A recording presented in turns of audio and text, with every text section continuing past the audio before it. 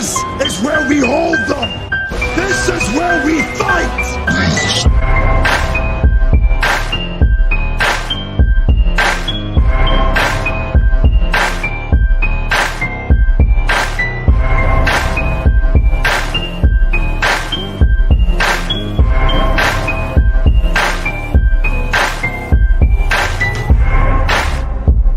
You are now listening to Sweep the Rack podcast featuring Brooklyn Rob and Big Mike.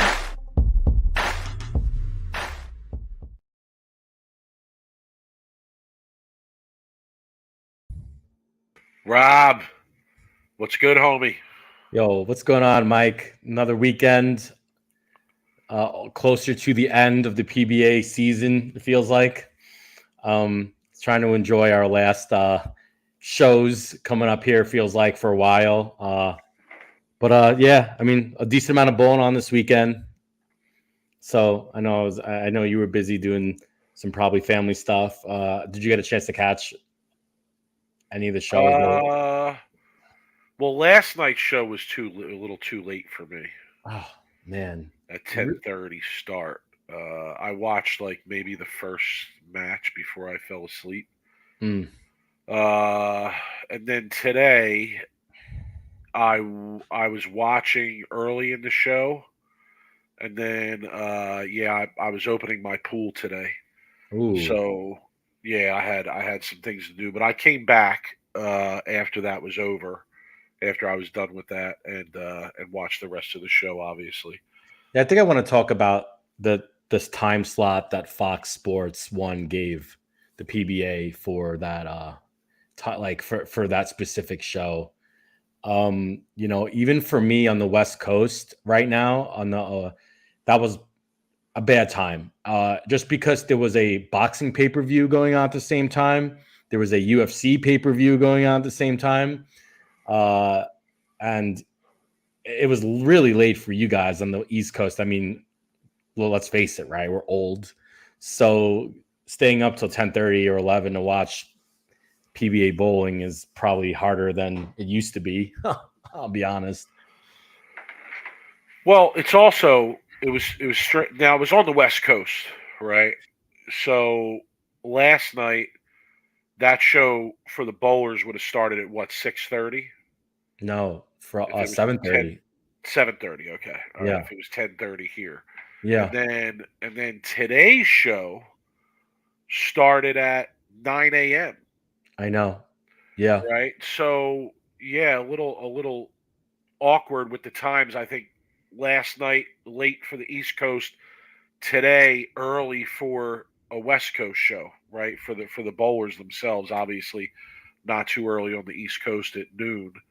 But yeah, I mean, listen, I thought the shows were pretty good. You know, we should say that another round has already been bowled, right? Because right after those shows were done today, they were bowling the next round, and that was not going to be televised live.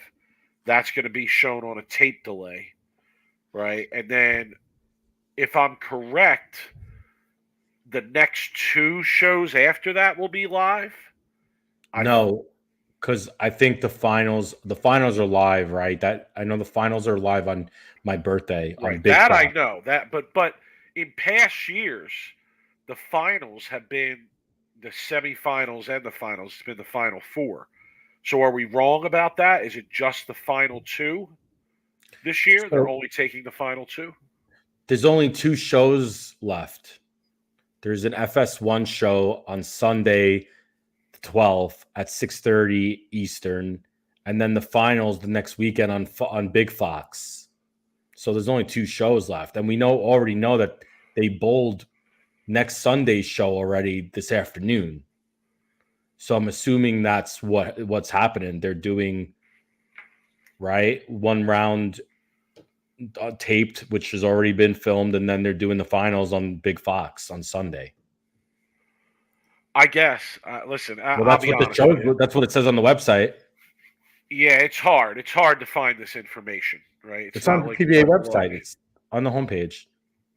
That's what I'm just saying. That's what the show. That's what it's saying on the website. There's only two shows left. and they already did one today, right? So they taped one, which I'm assuming they're airing in that next Sunday, and then they're gonna have the finals on my birthday on the 19th. Right. So my question would be, and I guess I could try and bring it up, but my question would be that show on the 19th, because how many were they down to today? Like last night they bowled with the 5, right, and that got down to 1 who got into the main field for the playoffs, right? Yeah. So the round 3 of quarterfinals is next week. It's the EJ is bowling Kroll, Bill's bowling Belmo, Kent's bowling Svensson, and then Simo is bowling Troop. So they're going to air 4 matches, which they bowled already today, which is taped, and then the finals would be what would have to be I would imagine two matches, right? The final 4 and then the finals. So that's what I'm assuming what they're doing on the last day would be the final 4, then 2-game matches there, and then the final would be a 1-game match. That's what I'm okay. It's on Sunday, May 19th. Yes. It's going to be the semifinals and the championship live on Big Fox at 2 That's what I'm saying. 3 matches. Yeah. Okay. No, 2 now matches. is 2. Well, yeah. 3 altogether. Yeah, you're right. Right. You're right. It'll be the 2 semifinal matches and then the Right. championship match with Correct. the winners. And that mimics what they've done in the past. I mean, in the past, it was actually 2 days where the semifinal was on one day and the final was on the next. I don't mind it all one day. I'm okay with that. But here's my question, though. Where is the finals being taped? Do the bowlers have to fly? Florida. It's in Florida. At a different place, right? Yeah. So that's a whole nother thing we need to talk about too. Obviously, when we get into it, I think that's a big discussion because they're bowling all kinds of matches in Seattle, right? They taped, and then the bowlers are going to leave and then have to fly the finals to Florida. So completely different competitive circumstances, right? Different bowling alley, different state. But whatever it is, right? Like I'm happy at least they're having the finals on live on Fox. Which is cool, but yeah, we'll get into it. We'll talk about all the shows, but I know we want to talk about. I know you bowl a little bit of league. I actually did some bowling myself, which is cool. I like to at least talk a little bit about. So go ahead. How did it go? Everybody knows you were injured. I was injured, strained bicep on December 31st, which was like the nail in the coffin for me. So I took. The doctor told me to take about 3 to 4 months. I took 5 months off instead of the 3 to 4. So I took an extra month and a half. I've never been as nervous throwing the first shot in my whole entire life. I can't explain it unless you've been injured before and an injury like that. And it wasn't even a terrible injury. Like I can't even imagine if someone's had surgery and you have to go and throw your first shot. I was very nervous. I was very cautious, very slow, relaxed, calm. But I went to Bolero here in Via Linda at Scottsdale and bowled 2 games. Felt very, very good. Just was relaxed and just making sure the ball was coming off my hand. It just felt so good to be able to bowl again. You don't realize how much you miss something until something prevents you from doing it. Previous, when I've stopped bowling and I've retired or have not bowled, it's been on my own accord, right? It's been on my own decision. And this time it wasn't. This time I was forced. Had all these tournaments signed up for. The Masters, was going to bowl a TAT, was going to bowl all these things that I had to get refunds. And it was just nice to be able to go to the bowling center, put the shoes on, stand left and see my bowl hook and throw some spares. So, yeah, I mean, it was nice. I'll probably go back to the lanes this next coming weekend, probably bowl another 2, maybe add a game, 3 if I feel good. And then I'll go from there. The key for me is going to be trying to bowl more than an hour, bowl 5, 6, 7 game, 8 game days, and make sure my arm is fine. The injury prior was always coming about an hour into bowling, and then it felt like it would flare up. So that's kind of my semi comeback review. But it's just nice to be able to throw the ball for a few games without hurting. So no doubt. League review. I'm bitter. Yeah, I don't even want to do league review anymore, to be honest with you, because I'm bitter over the whole. Oh, I'm bitter over the whole thing. Bitter over Bolero kicking us out. I'm bitter over people not showing up, even though the numbers have been really good, and we have gotten a lot of individual bowlers, and we have gotten some guys that have joined and continue to show up, which is awesome. The numbers just aren't good enough. But yeah, I did bowl league last week. I forget what pattern we were on. It's the shortest pattern we're bowling on. It's one of the PBA legend patterns. And the first game, I tried to use urethane and the new blue. I tried to switch between those two. That did not work. I put this out on Twitter for those that follow me. I went open to start the night. So that's always fun. I recovered. I switched to a GB4, and I think I shot like 157 the first game. So not real good. Then I go to another pair, and the people that were bowling on that pair the previous game were like, oh, this pair's completely screwed up. Not oiled, just two lanes are completely different. And I did think the one lane was hooking a lot more than the other lane, probably 4 or 5 boards left I was on the one lane as opposed to the other lane. But I played them the same way I played them basically, except with that exception, as I did on the first pair with the same ball. And yeah, I whacked them. I whacked them. Then we got to the end of the game, and I threw my worst 2 shots of the game. I forget exactly what it was, but I basically turned like 279 into 230 or 240, something like that, by going spare open in the 9th and 10th.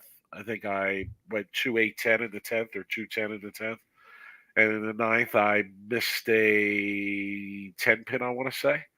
So, yeah, I left a 10 pin and made it. I went spare open, I believe, the last 2 frames with 2 bad shots. Last game, I picked the same pair, and I bowled great again, made a little move, and I was going like 250 pace.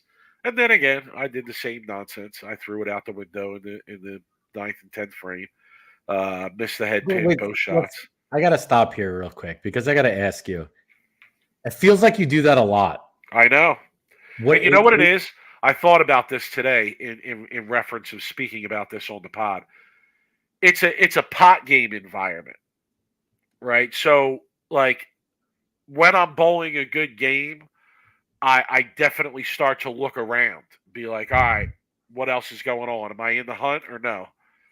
And yeah, like I see, okay, all right, well, this guy's got this and this guy's got that. I got to keep striking, and then at times other guys are done before you, and you're like, all right, I need this one, can't miss or I'm out, and like, yeah, it definitely affects what I'm doing. But I'll be honest though, I like that aspect of it because I feel like it forces you to bowl under pressure, and you get a lot of chances to get up and throw a shot that you need or that's really meaningful. I haven't been real good at it as of late. Usually I'm money in a spot like that. I'm Freddy for the cheddar most of the time. Got to give myself credit on that. But recently, you're right. I haven't. I know. I've realized how many weeks I've come here and been like, oh, I bowled great up to the 7th frame and then I fell apart. And you're right. I think it has a lot to do with me following what's going on, feeling the pressure of, all right, I'm in it. I'm in the hunt. Like, I got to throw these next couple shots. I think this is something that, like, a lot of people, including myself and you, but a lot of people could learn from your league review story, right? Like, how do you get focused? Like, and I know they talked about a little bit on the show today when they were talking about Belmo mode. When he's in Belmo mode, he's in complete and utter focus and control of everything that's going on with his emotional state while he's bowling. And I think that's a pretty key point to what they were talking about. And I think it relates very well to you and your league, right, Mike? Like, how do you stay in that, like, when you're, because I've always learned as just bowling competitively, the better you bowl, the more your anxiety starts like kicking in, right? Like if Oh you're yeah. bowling bad, if you're bowling Oh, bad, I'm you're relaxed relaxed. as could be. Yeah. You're relaxed. But when you start seeing, okay, I got a good look, I'm throwing it really good. I have a chance to maybe do some damage in this tournament, win money, all kinds, win brackets, whatever it is, right? It's really hard to keep yourself one in the present, right? Not worrying about future state, not worrying about scores, not, and there's always that talk of, focus on the process, not the outcome. Really, like, and I think that's a really key statement here, is that you got to figure out when you're bowling good, what can I do to help me stay control of my process, not my outcome, right? Like, not looking around, like not doing any of the nonsense that's really taking you out of your mental game and really hurting you, throwing bad shots when you need it to close games out, right? I don't know. I like it. It's I like obviously not doing putting the something pressure. right. I know but I like knowing what's going on. I like putting the Nah, pressure on myself. I think you're hurting yourself. I Oh, I think am. I am. I'm just saying. I like it. And you know that as a younger bowler, when I was sharper, right? When I was bowling all the time, full time, like I was known as being clutch. Like I many times would get up in the 10th when I needed it and throw it. I've thrown a shot for 10 grand before, and I aced that shit. So yeah, like I've been in big spots before and made big shots when I needed them, and that's something I always like loved about bowling, was that you get in this position and it's just you and you got to make the shot. what's But funny though. I always think about my history of my bowling career and how many really good shots I've thrown under pressure. But for some reason, I always remember the shots that I didn't throw good under pressure. oh, I Like, remember them too. I remember them more though than I remember the good shots that I've thrown under pressure, right? Because I if you would, regret them more, but I don't know if I remember them more. I do, and I feel like that's a bad way of looking at your own game and your confidence level, right? You want to be able to remember all the good shots you threw under a lot of pressure. Like I've struck out at the Super Hoinky to win a sweeper, right? And knowing I had to do it, right?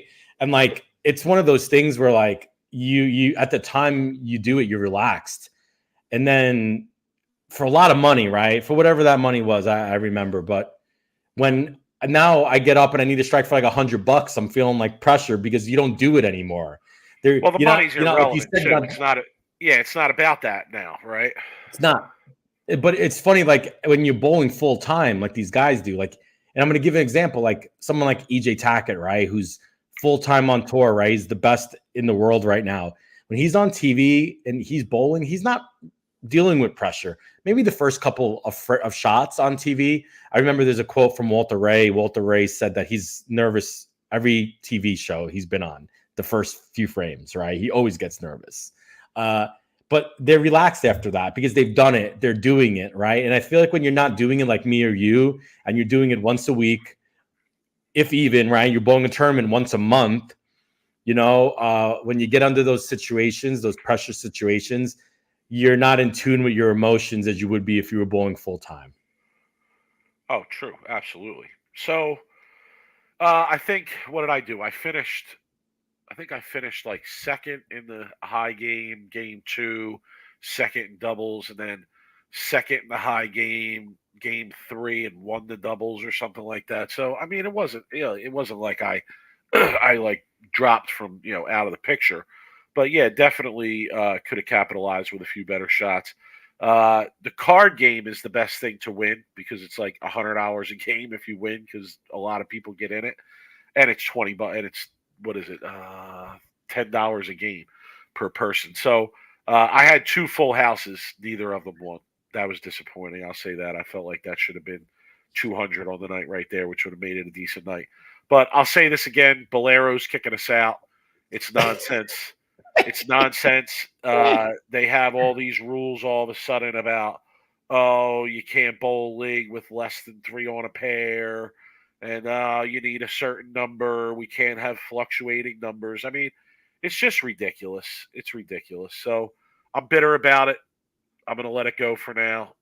We'll talk about it more when we don't have as much to talk about in terms of real bowling. But that's my league report for this week. Down with Bolero. It's my league report for this week.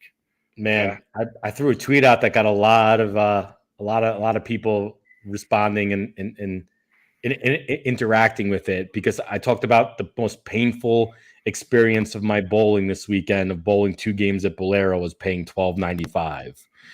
And there's a part of me that I'm going to start bowling league, Mike. I decided I will join a league in the fall. I'm hoping right now there's a double sport league going on 10 minutes from my house. Doubles sport league, my dream league, Mike.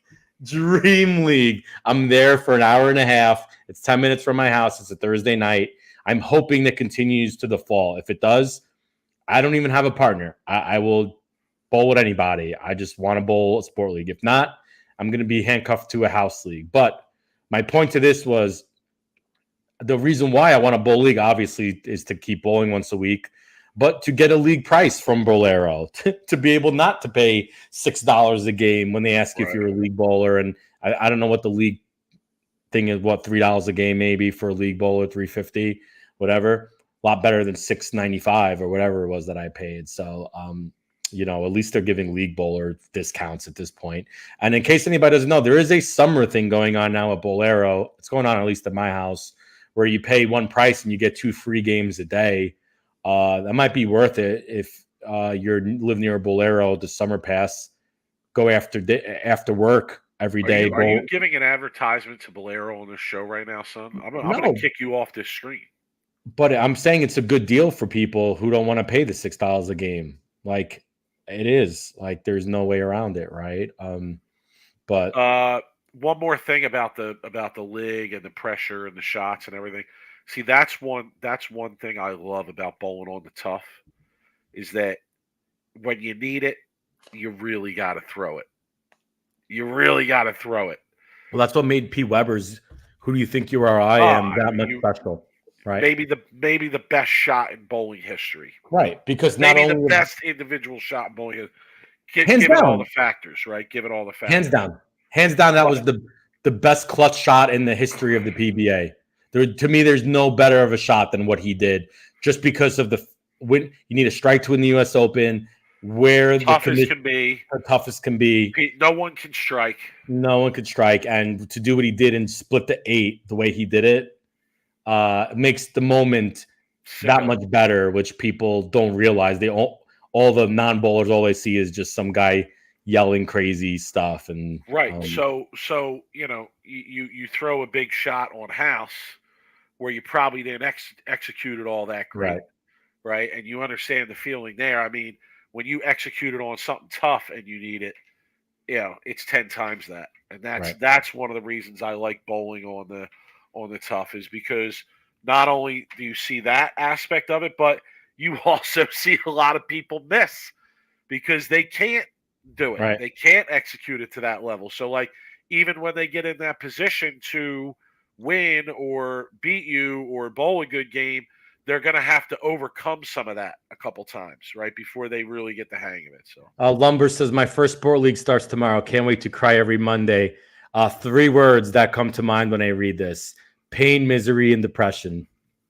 That's going to be the sport league, but it's good, a learning experience. Enjoy it, though. Let's read some comments, Mike, before we get into the PBA. The shows Bowling with Diallo. What's up with Chris Vi? We'll talk about Chris Vi and how I like burning money betting on him. Mike, what's up, brother? The PBA shows didn't disappoint. Yeah, I feel like there were some pretty good matches. Roland says they bowled at 3:30. Let's see what else we got here. Tom, what's up, man? I appreciate that Fox Sports have aired the PBA this year, but the way they tape it, put them into unwatched time slots is horrible. I mean, it's not the PBA's fault. I think they're kind of handcuffed to what Fox gives them on the time slots. People always make the mistake, I think, of blaming the PBA for time slots, Mike, but I think we've learned that that's not the case. The PBA doesn't have really any fault. Shout to Kevin. He says he hit his first 200 plus 215 on sport. Would have thought he was Pete. going 215 on sport. But see, that's what's missing from the game. Right.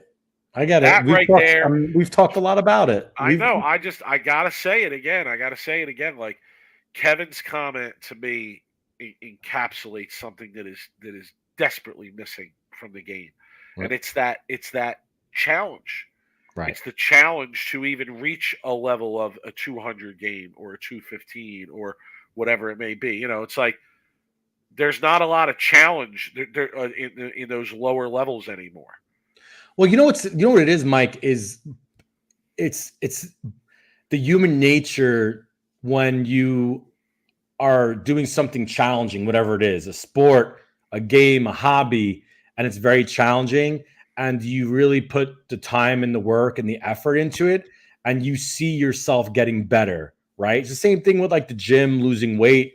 You know, you put in the work, you work out, you diet, and then you start seeing the results. And guess what the mind wants to do? The mind starts getting hooked and addicted to it, right? You want to, get better and you want to put more work in. It's bowling exactly that is what you're talking about. You see yourself bowling 200 for your first time ever on a sport. Kevin, wait till you bowl your first ever honor score on a sport shot, right? I remember my first sport 300. I mean, it's incredible. Like, I'll take one sport 300 over 75 300 games on the house shot, right? I have a PBA 300. I'm very proud of that. Very proud of that because, like, it's on a tough shot. Like, I'll brag about those honor scores, and I'll take a sport 300 and a sport 800 any day over having 150 honor scores. And that's just the truth of it, because you did it on a challenge, on an advanced level, when it's just easy to stay your video game on easy and just crush everybody on easy level. Essentially, that's how I look at it, at least. Yeah, it's not even the higher scores that I'm talking about. It's the lower scores. It's the like the people who you don't really have to struggle to reach 200 or 210. And like, yeah, that we need that. The game needs that. If you don't have that, it's tough. All right. Agreed. Let's get into some PBA. What do you want to go through? I don't think we need to go through the whole step ladder from Saturday. No, we can talk a little bit about some of the points, some of the key takeaways from the step ladder yesterday. I'm so glad. I'll say this. I'm so glad I fell asleep and didn't watch, because if I would have stayed up, I would have bet. And if I bet, I would have gotten crushed. No, well, I believe I couldn't bet game by game on the ladder. No, I'm pretty sure. I was checking. I don't think so. Okay.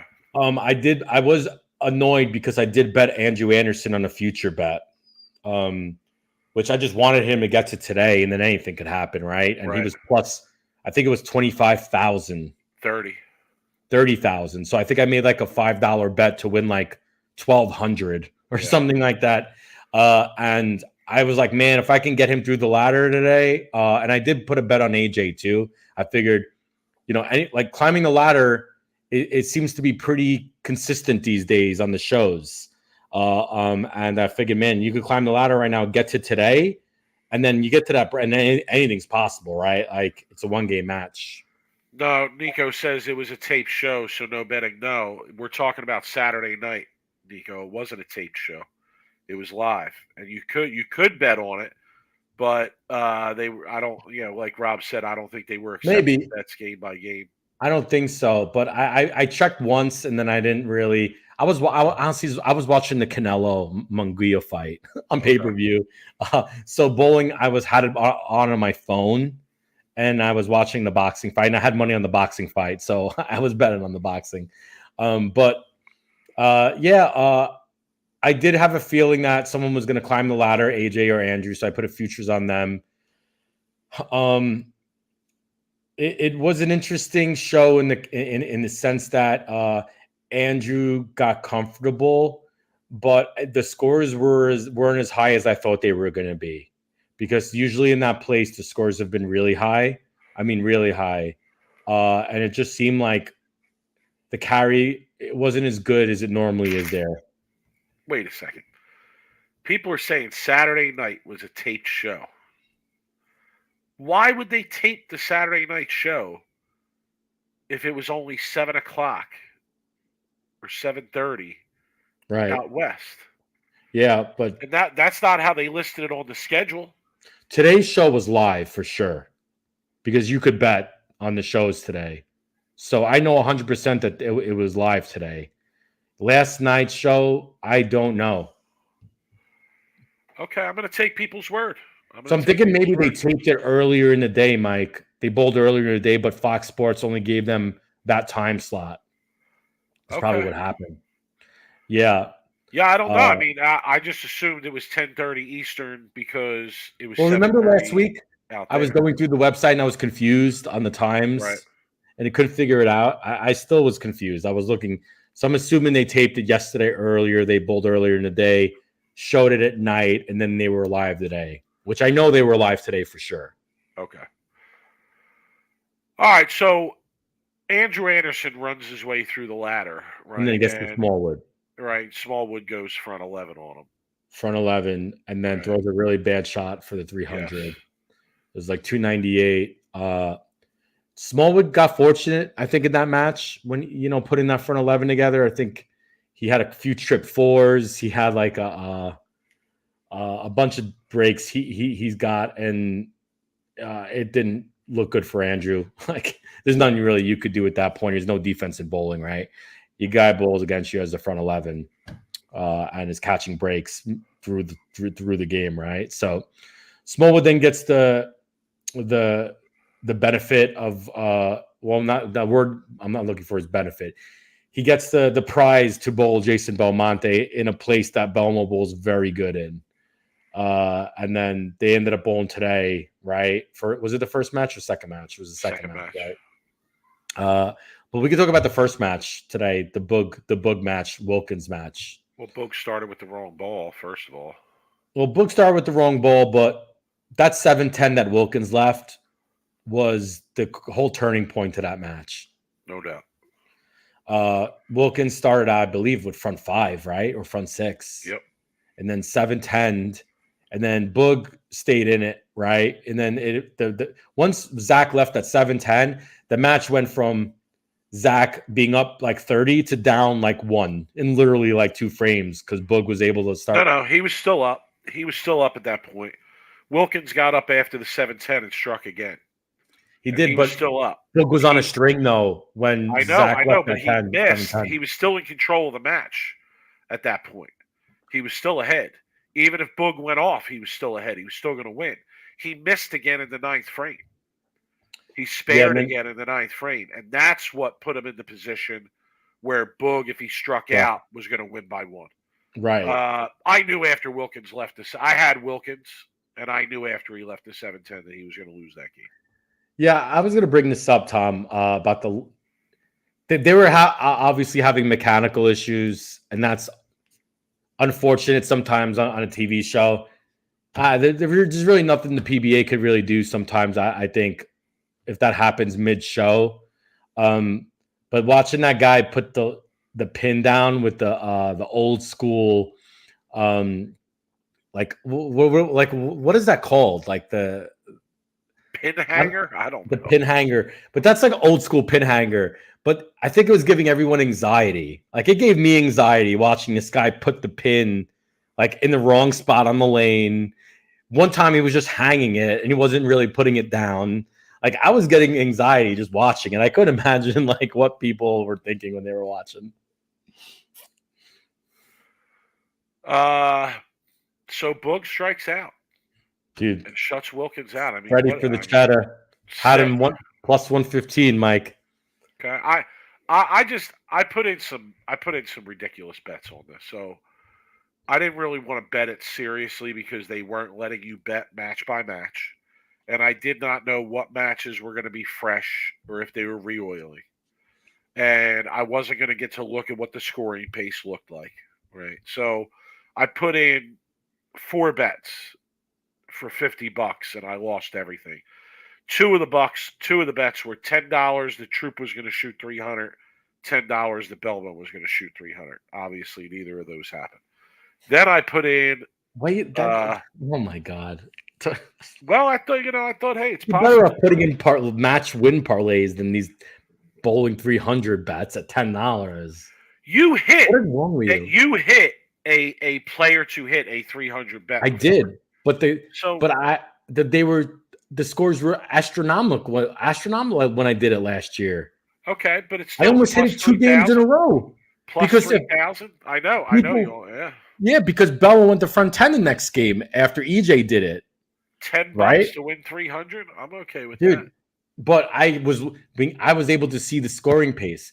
I could have told you after the first game when they were throwing urethane on the left lane that it was probably a 300 wasn't going to happen unless a lefty did it, which Jesper started like at front 5 or 6 and looked like he could have done it. Yeah, he was definitely the guy to bet on for the 300 bet. And then I put in a parlay of Wilkins, Belmo, Jesper, Troop. So you missed on one, right? Because of Kroll. Right. And then I put in a parlay just in case madness ensued. I put in a parlay of Kroll, Smallwood, Russo, and Vi. Just in case madness ensued. Yeah, it's not from just the history of betting on these shows the last few months. It's odd that all favorites win. Right. There's always going to be one or two underdogs that are going to win, and you have to try to pick the underdogs. And my pick today was betting on Boog because I felt Boog and Zach were pretty even, to be honest with you. Agreed. And I'll take the plus 115 over the minus 150 that Zach Wilkins was. So that's why I bet Boog. My other bet was Vi. We already know how that, but I was betting that Troop wasn't healthy from the injury last week. I mean, that was really the reason why I bet against Troop in that building. Troop is very good in that building. And I bet against him because I was just like, I don't think he's going to be 100% healthy. And we all know how that turned out. Well, we'll talk about that match in a little bit. But second match was Belmo against Smallwood. Smallwood just didn't execute. No, at all. He bowled terrible. I know. I'm not even sure that he made a shot that he was that happy with throughout that whole game. Well, I'm surprised he didn't start with urethane on the right lane, to be honest with you, because that's what he was doing yesterday, right? And he had a pretty good look with that red tank, whatever they are these days, polymer or whatever. And he started with resin, and he couldn't get the saying you need a crowbar to get it off your hand. I felt like that's what his spot was. He like he was in. He just couldn't get it off, and maybe it was from bowling late last night, Mike. Like going through that whole routine and that whole show late last night or whenever they taped it. I'm sorry, earlier in the day. But bowling 2 shows back to back. I mean, you go from executing almost bowling 300 to not getting it off your hand. It's wild to me how one day you could be really executing at a high level and next day not so much. Yeah, Kevin in the chat pointing out the double dribbles, numerous double dribbles by Smallwood in that match. So kind of surprising to see that. I also put in a parlay, Rob. You'll like this one of over, under. Okay, over for the first game, under. It looked good until the 6th frame of the lefty match. Then I knew I was pretty much done because they were whacked. So this game, despite the fact that Smallwood did not really execute that well, Belmo didn't bowl all that great either. This game went under. He had some struggles. He had some bad shots. He definitely buckled down, I would say, as the game went on and made sure to put it away.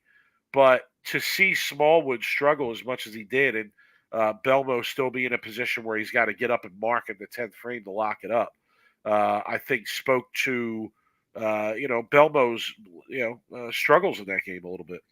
Well, Smallwood almost went Brooklyn to throw a triple in that match. Right. So Smallwood was catching some breaks too during that match, even though he only got one. He did, but he wasn't splitting. I mean, he wasn't leaving big splits and stuff.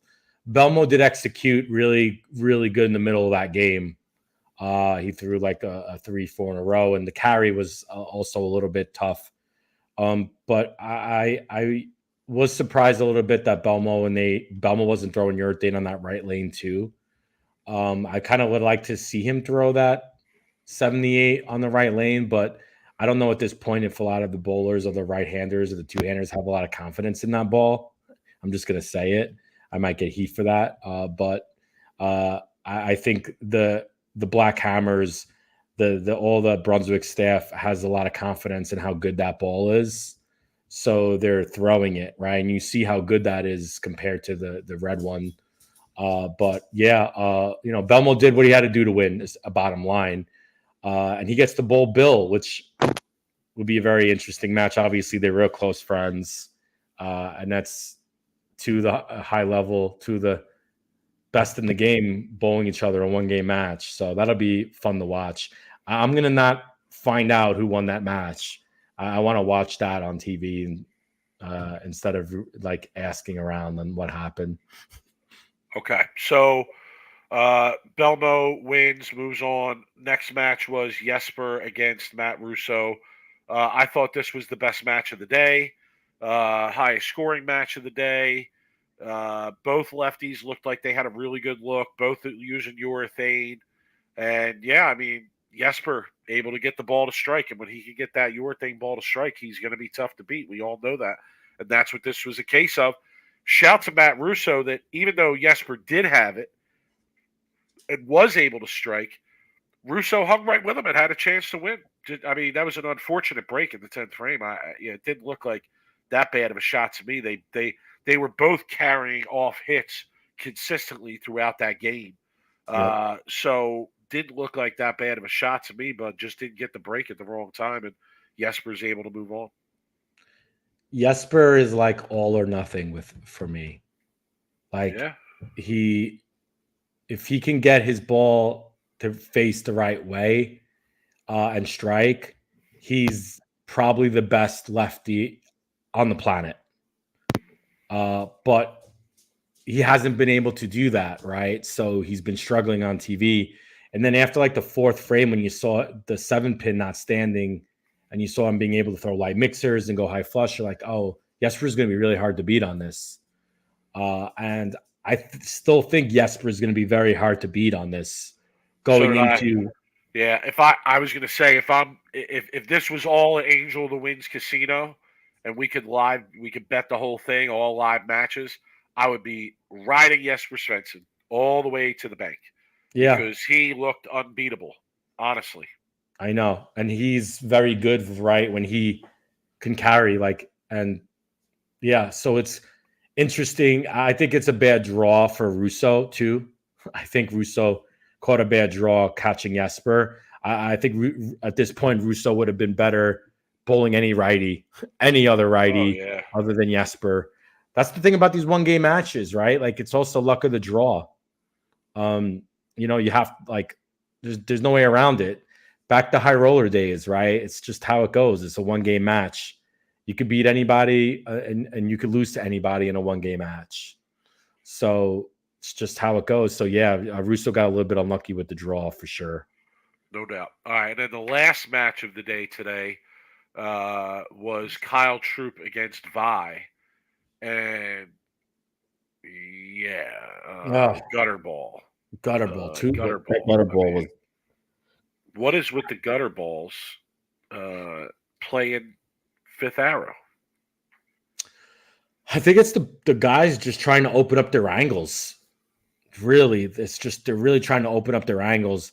Vi, and I think, look, you could say what you want about Randy, like commentating sometimes a little over the top.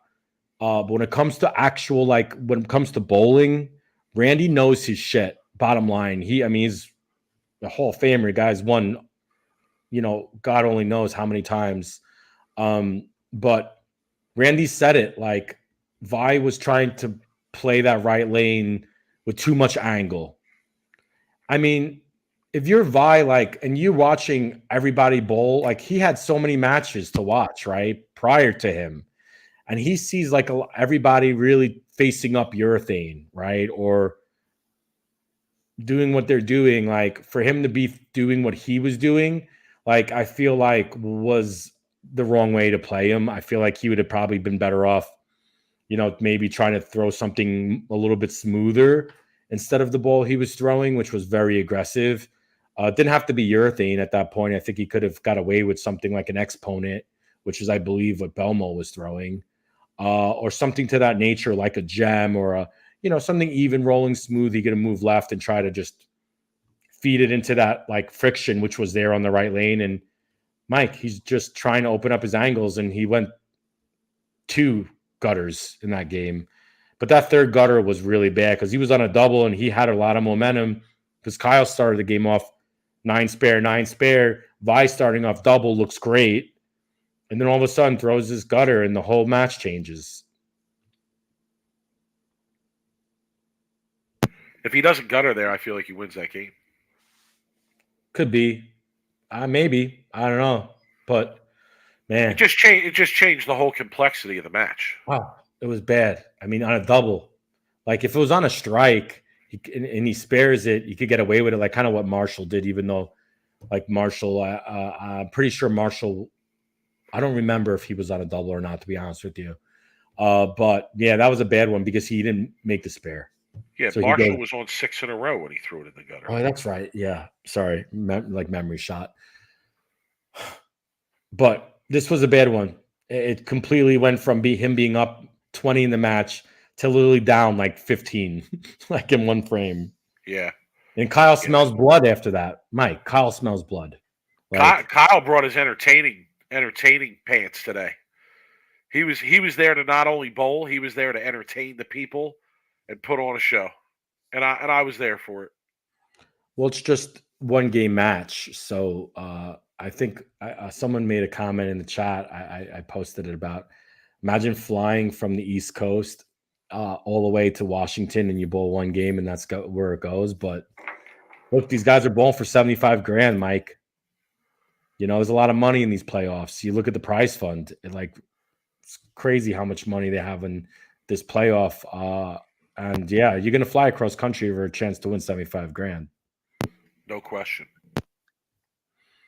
All right, Mike. So you want to look at the bracket for next Sunday and make some predictions? Sure. All right. Let's talk first match. EJ Tackett's going to be bowling Boog. Boog is obviously going to be the underdog in this match, Mike. I would even go and say, like, they're probably going to have EJ Tackett at like minus 250. If I was setting the odds, it would be like minus 250. I'd have Boog at probably like plus 190, right? I mean, would you agree with that? Yeah. I like Boog, though. I like Boog. He beat EJ in Delaware. He did. To get to the show. I'd be curious to how EJ obviously like plays that right lane. I think to me, like, there's a lot of friction on that right lane. And I'd be curious to see if EJ is he going to be throwing like something smooth, or even like one of those tanks. I guess it also depends on when the match is on the show. But I guess my question to you is, and I don't know this answer. I don't. They didn't look like they re-oiled for these matches. They didn't have enough time, right, from the shows. Wouldn't seem like it. Yeah, so that's a lot of there's a lot going based on when the matches are on the show, right? Earlier or later. So it'd be interesting. But Boogett, plus 190, whatever he's gonna be, I'm not sure. Would be an interesting bet to beat EJ because of just how he looked today. But like I said, it could be later in the show, and then Boog is going to have to maybe throw resin and be all the way left, which he's very comfortable doing, but not as good as EJ can do it, right? True. Let's see. Henry's asking how EJ's shoulder is doing. I don't know. It's a good question. I'm sure it'll be okay, but it could be lingering. You never know, right? Good enough to bowl, but good enough to win. I don't know.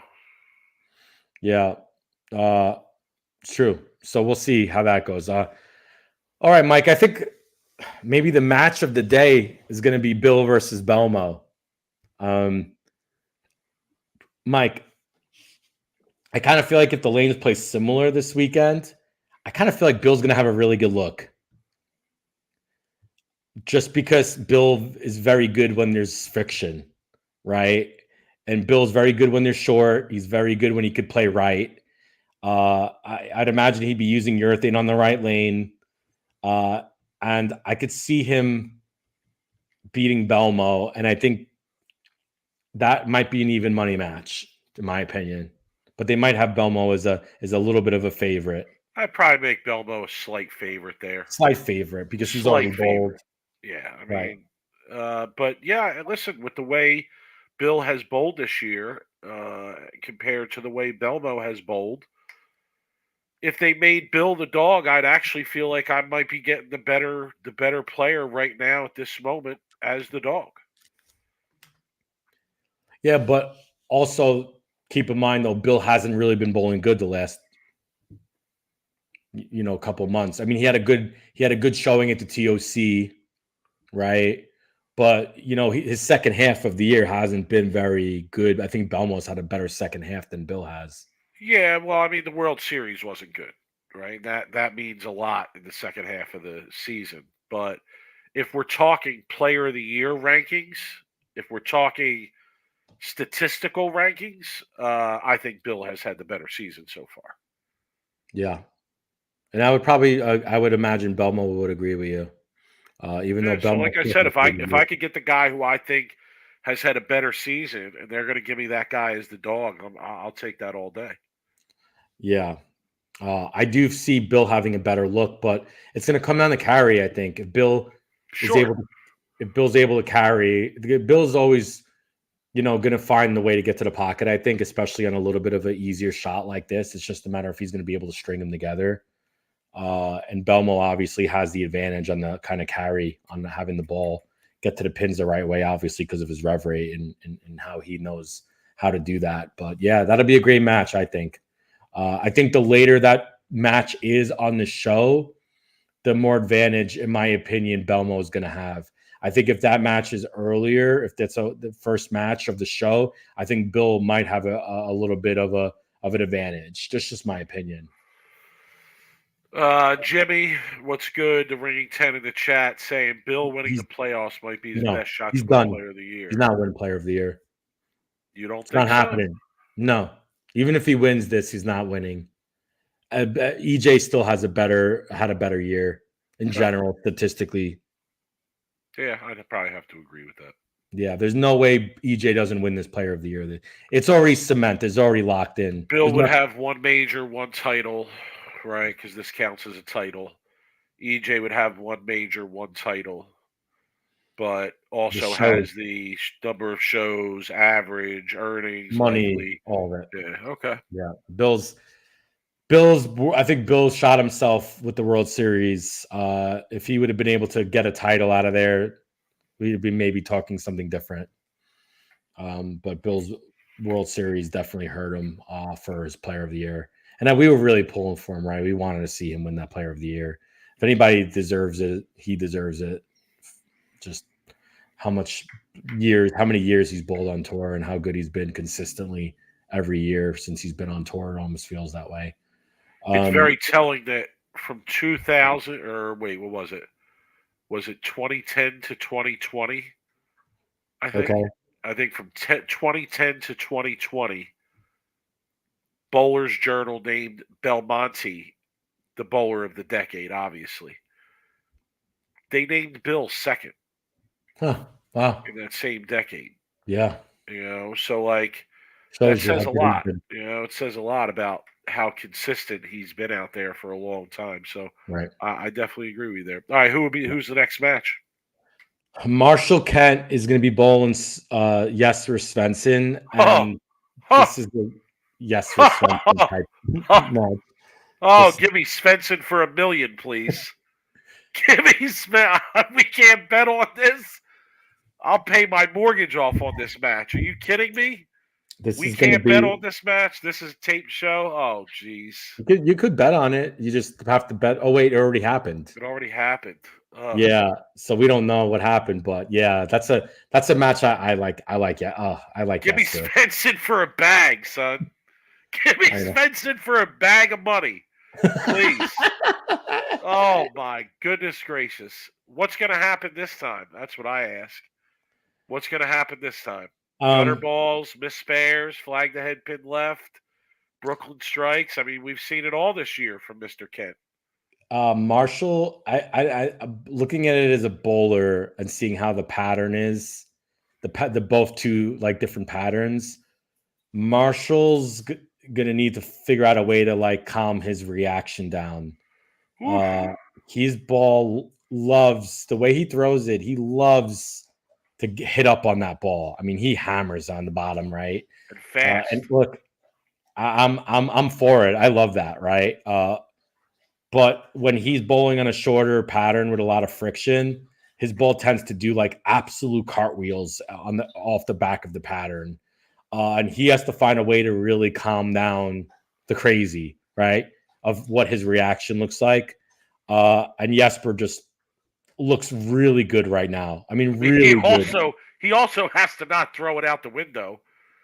Which Nico put in the chat. Let's say over and under 1.5 gutter balls for Marshall in that match.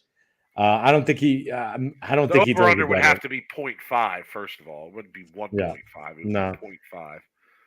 But Nico, what are you working right now? Nico, you're watching us. Are you cheating while you're working? I like it. Put it on for your boss too. Let them work. And watch. Svensson for a bag, bro. All right, so we're agreeing. We got Spencer.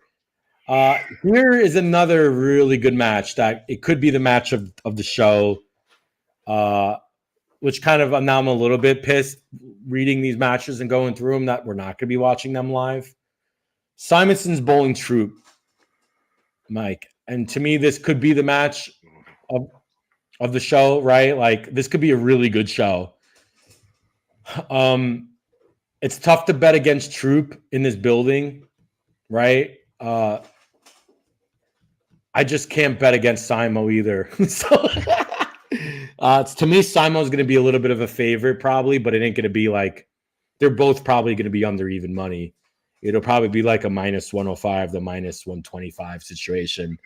And I like Simo on this pattern. He's just too good on the dual pattern type stuff. I just see him being able to play the right lane how he wants to, and then moving left, and his ball roll and the way he throws it, he's able to calm down the crazy in the back of the lane. He's so good at it. So I'm going with Simo over Troop. But that would be mine, Mike. Oh, so with our picks for the final four, you'd have Simo, Jesper, yes, Bill,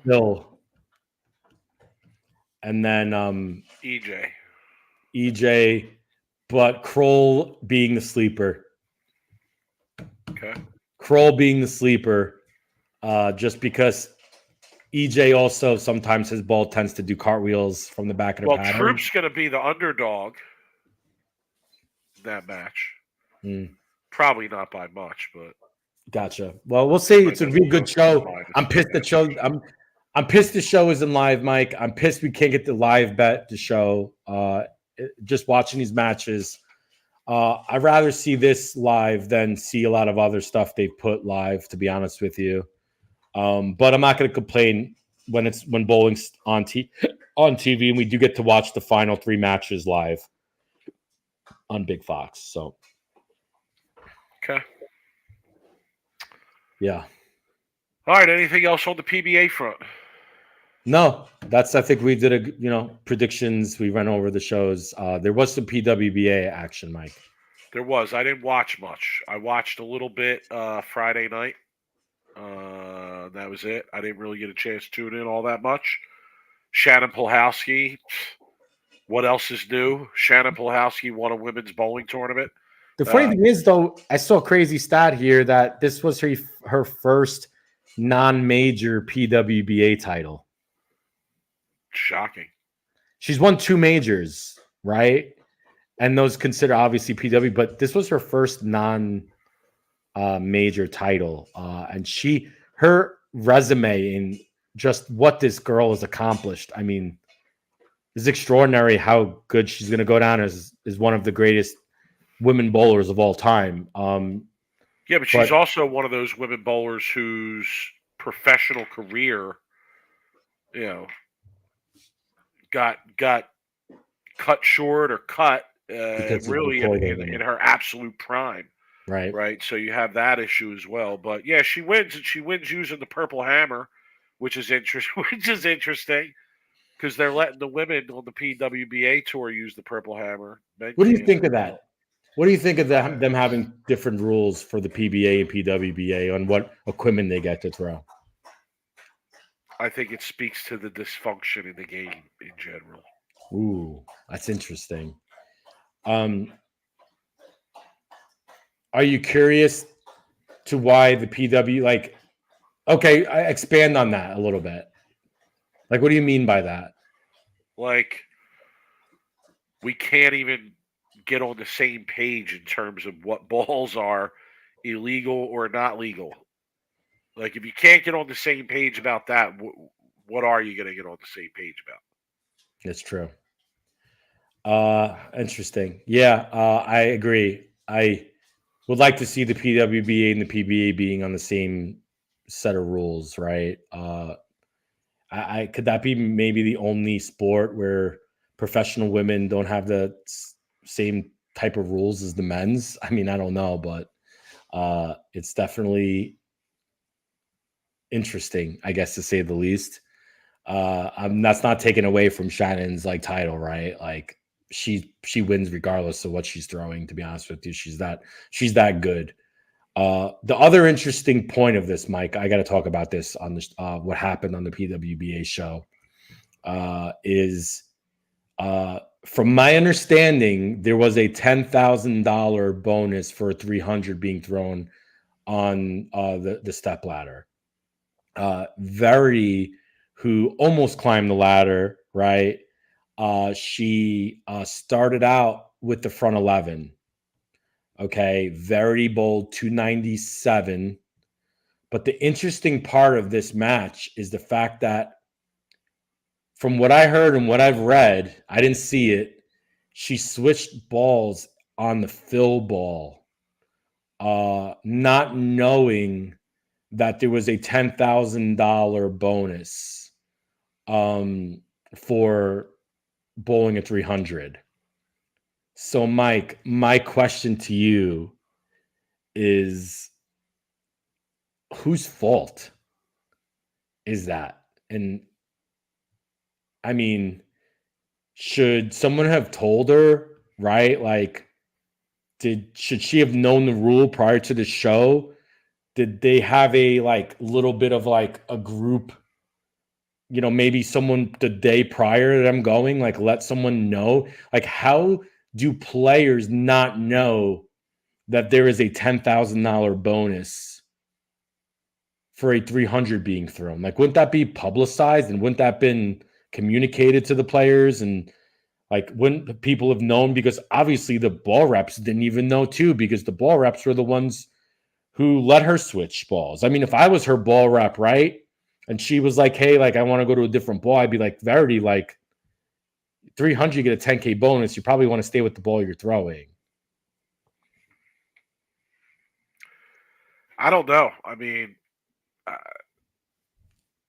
my initial reaction says that it's the player's responsibility to know, or if they don't know, ask.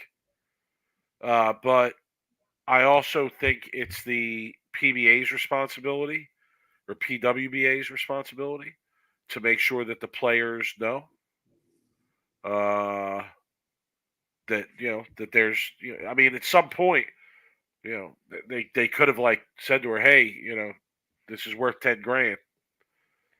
Just to be clear.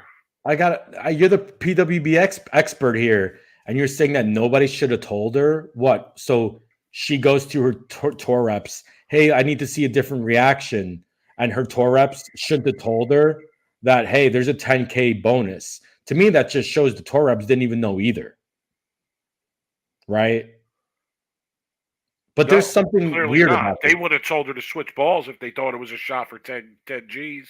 They wouldn't have told her to switch balls. They'd be like, you probably need to throw the ball you're throwing now. You got 10 G's on the line, which is literally second place prize money. And 10K on the women's tour, that's a lot of money, Mike. That's essentially finishing a second on another PWBA like title. So like,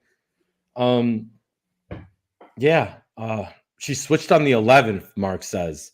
So she switched on the 11th. She threw a strike with that ball in the 11th. And then, interesting.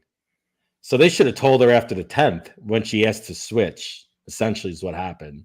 But she struck on the 11th. So I don't know. There's a little bit of craziness to this story, but I kind of like to, I guess, hear more about it. I'd imagine that some of it will come out, but yeah, I understand why she would switch balls. Like, she's trying to get a different look.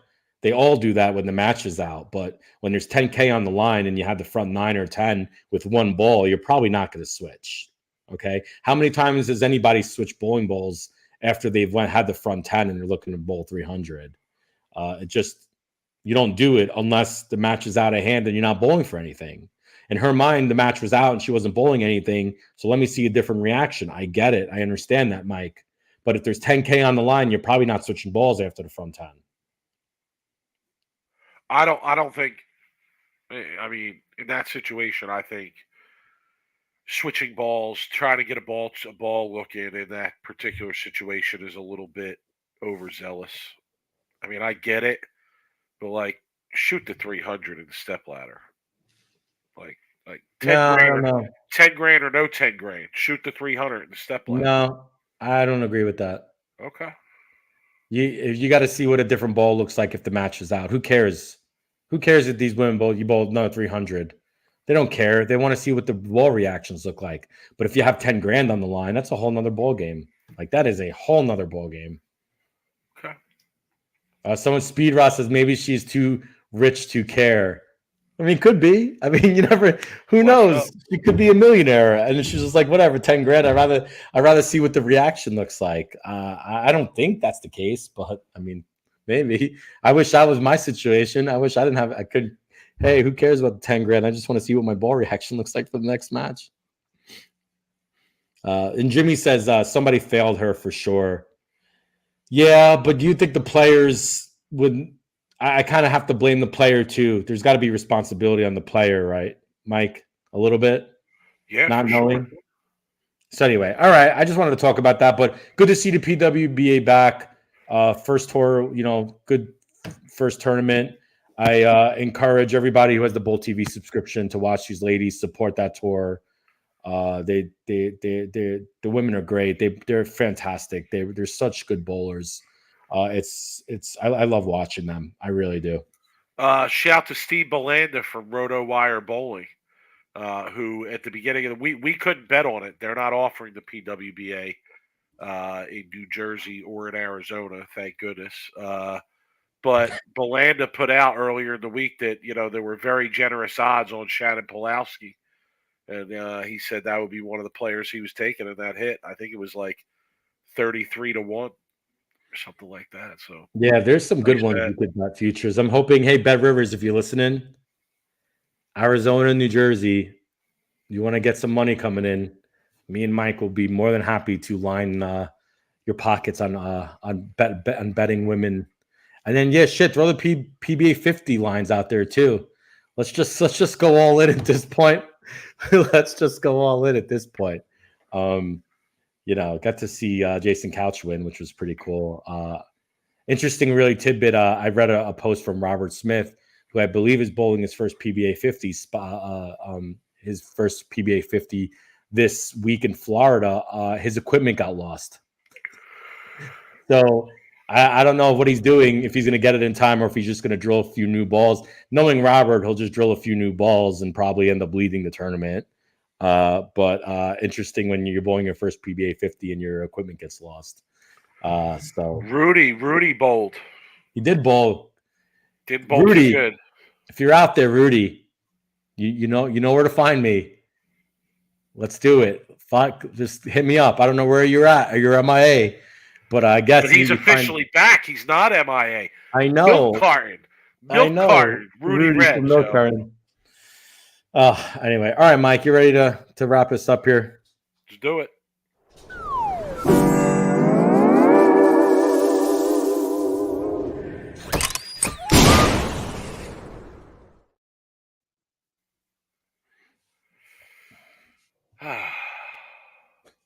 Favorite time of the show.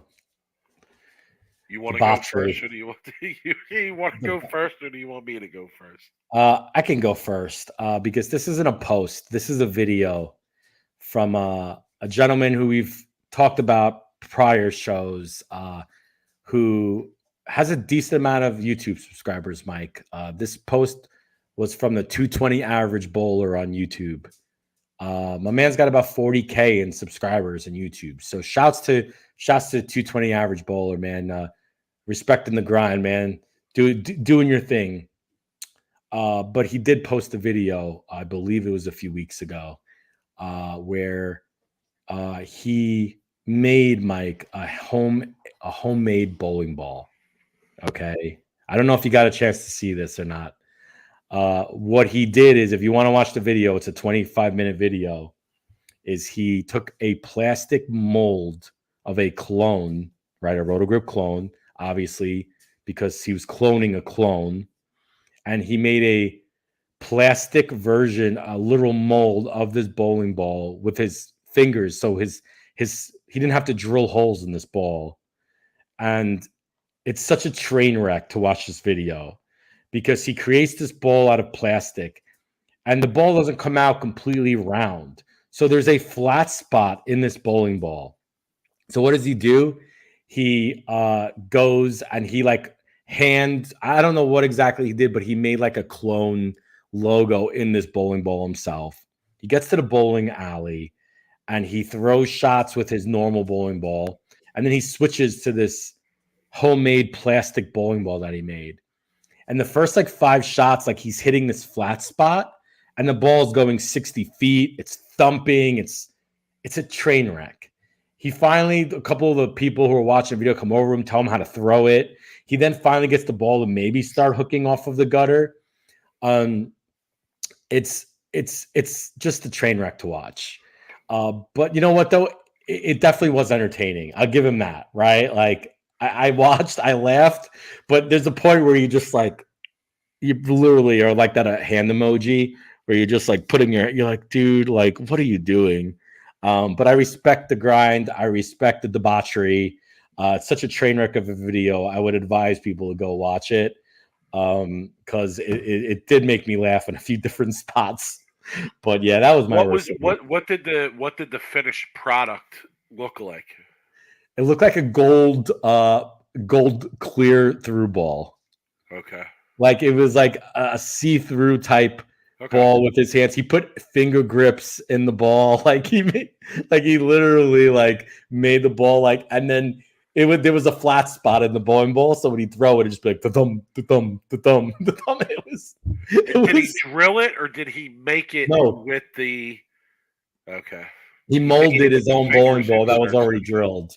Okay. And so the ball, when he pulled it out, but he's doing this from his living room, Mike. And now I can't imagine what your wife would tell you if all of a sudden you said, hey, Lisa, I'm going to make a homemade bowling ball in my living room. It was on his couch, right? Literally, he's on his dining room table creating mold and plastic. It's worth a watch, okay? It really is. And it's such a debauchery video. It's entertaining because it's so bad, but it's so funny because it's so bad. So I don't know. I think you need to watch it just to understand how hilarious it is. I'm going to read this. I'm going to leave it right here. I'm just going to put it right here. Just leave it there. No comment needed. You can take us out right after I'm done reading this, Rob. Okay. This is from Radical Bowling fans. Lonnie Terry. Congratulations, Lonnie. Congrats, bro. You won Worst of the Week. Okay, Radical family. I'm bowling sweeps at the South Point in Vegas at 9 a.m. To my knowledge, they double oil the lanes, so they don't have to oil for the 12 o'clock folks. With that being said, I'm told the lanes are super wet. I have the outer limits, zigzag, Bigfoot hybrid, the hitter, and the trailblazer. What do y'all recommend I do?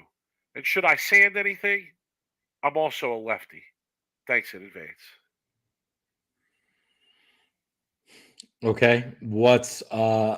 I'm curious because I'm just wondering. Any comment there? What? There's commentary needed on that.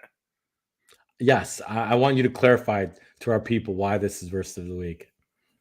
They double oil. They double oil. The This is my favorite line from that post.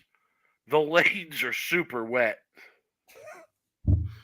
They're very what does it The say? lanes are super wet. That is not a There's phrase that I want to use around bowling. Okay, Mike, there's a lot of lanes are grease. super wet.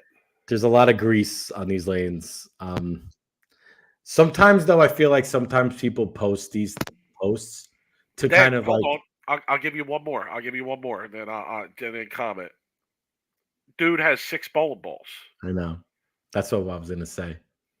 But that was my point though, Mike. I was like, sometimes people they just put these posts to kind of humbly brag about their like bowling balls and how many bowling balls they have. And I've seen that before where someone will put like they're all 12 of their new releases and they'll put it on a picture and then they'll say, what do you guys think of my equipment? Should I drill something? And this person has like all the new releases, has every ball from the company, and he literally just wants to humbly like brag about all the new balls that he's drilled. There's a lot of that if you really like pay attention to somebody's posts, but yeah, I get it. I just kind of wanted to expand on your worst of the week a little bit. All right, you ready to wrap it up? I am.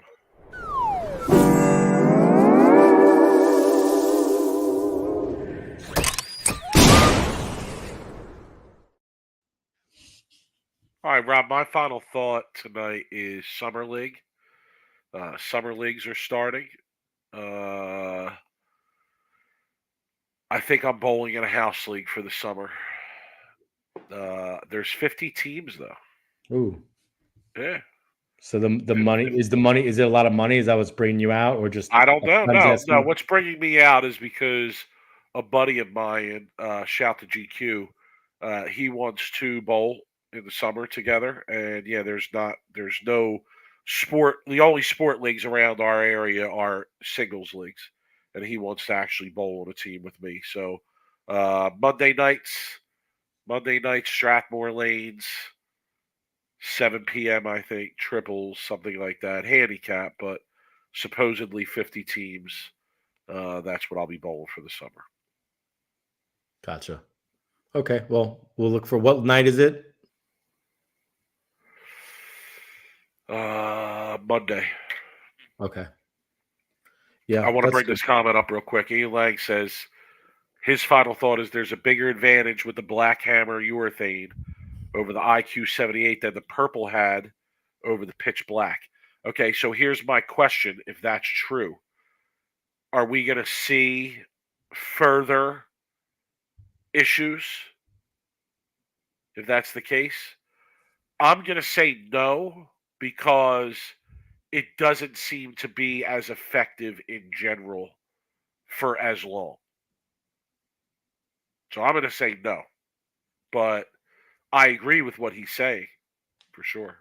I still think it's such like I don't know, tinfoil hat wearing conspiracy theories where people actually think like that people were just against a company or a specific like ball that they did all this testing and that this whole thing like happened. And I don't want to get into it, but I still think that that's a little bit far out there thinking, in my opinion. But I do agree with Ian, though. I do agree that, and I've said it numerous times in the last few weeks, that the black hammer is definitely a better ball than the IQ 78 is, because you see a lot more Brunswick staffers throwing the black than you do of the Storm throwing the IQ 78 and having more success with the black than the red. There's just, I mean, it's visible. It's pretty like obvious. Jimmy in the chat says lots of Mamma Mia's in that 50-team summer league. No, yeah, it's gonna be a patch pirate convention, Jimmy. It'll be patch pirates, but not a lot of Mamma luck. Mia's. Wish me luck. So my final thought is I did tweet this out, or I did put this on Facebook actually on our group page. If you're not a part of it, just join up on our Facebook group. You guys can post stuff and chat, whatnot. I think bowling needs to do away completely with the 5-man team aspect in general, all of it. I think the 5-man team aspect is an old model of bowling that was just never changed. The 5-man bowling league, the 5-man team bowling league is ridiculous. The USBC Open Championship 5-person team event is ridiculous. They need to go to a 4-man team most, and it just makes a better bowling experience. Bowling with 4 and 8 on a pair compared to 5 on a lane and 10 on a pair. 10 on a pair is just way too slow of bowling. Even college, Mike, which is huge 5, right? Now you could talk like Baker's may be different, whatever. I still, when it comes to bowling, a full game that's not Baker, bowling needs to be away completely with the 5-man, 10-person on a pair, like team and league. And I don't care. I heard people were saying about the records and this and that. I don't care about the records. Mean nothing to me. Like, make a better bowling experience for the people. Let people be able to bowl doubles with people on their team instead of having to find a one-man odd out. It's especially in the Open Championships and leagues, they need to just do away with it. College, maybe I could see an exception because of the Bakers. Other than that, I would get away with it. And that's my final thought. All right, no doubt. Everybody, thanks for joining us. We appreciate it as always. Subscribe, like, hit the buttons. Email us, sweeptherack@gmail.com. Follow us on social media. He's at BrooklynRob11. I'm at the 215. We do most of our social media stuff on X. Check us out there. We'll be back next Sunday, I'd imagine, even though it's tape shows. Yeah, because I mean, we're gonna try to be on once a week. Okay. So yeah, I think Sunday would be probably probably the day we'll do it. Next Sunday, and we'll have a nice preview for that final and some betting info on that final, I would imagine as well. Yes. Yeah, definitely. It'll be all set up by by next Sunday night on Who's Bowling for the Final Four for the playoffs. True. All right. And PWBA this week, right? So check that out. Saturday, I'm at Bowl TV. So check out the women. The PBA 50, I believe, is going on this week too. So there's a lot of bowling on Bowl TV. And you pay for a subscription, you might as well take advantage of it. True, absolutely agree. Everybody have a great week. We will see you back here next Sunday. All right, guys. Take care, everybody.